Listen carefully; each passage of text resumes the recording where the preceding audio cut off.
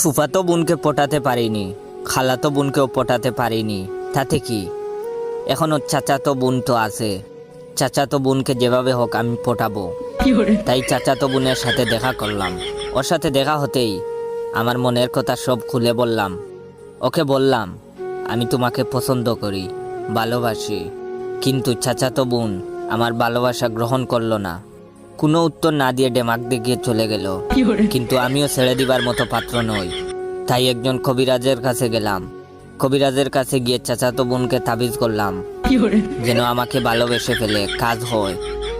কবিরাজ তাবিজ দিল। 7 দিন পর ফলাফলও পেলাম। অবশেষে বিয়ে হলো। কি ভাবছেন চাচাতো বোনের সাথে আমার বিয়ে হয়েছে? আরে না, চাচাতো বোনের বিয়ে হয়েছে সেই কবিরাজের সাথে। ওই শালা বন্ড কবিরাজের কাছে তাবিজ নিয়েছিলাম চাচাতো বোন যেন আমার প্রেমে পটে যায়। কিন্তু শালা কবিরাজ তাবিজ করে চাচাতো বোনকে নিজেই পটিয়ে নিল। এখন ওরা বিয়ে করে সংসার করছে, আমি ওদের তামাশা দেখছি।